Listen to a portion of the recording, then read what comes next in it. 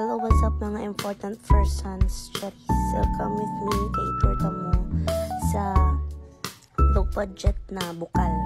Char, mainit ang tawag natin sa mua. Malayo ko sa mainit guys it's so masakit yung kilid ko.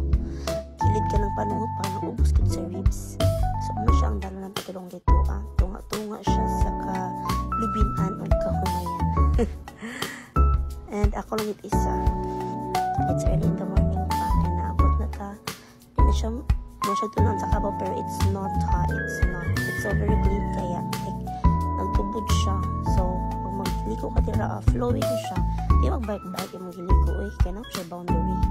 So, tapaso siya no.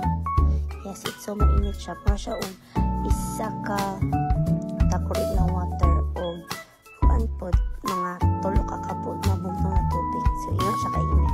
Siya ka OA na first son.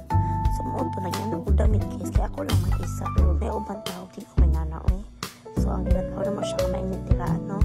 Kay tapal sa panuhot. Kay kalas kayo. Mag-init ka sa gasol o sa kalan. So, makto. Mas daghanin mo maligo diha.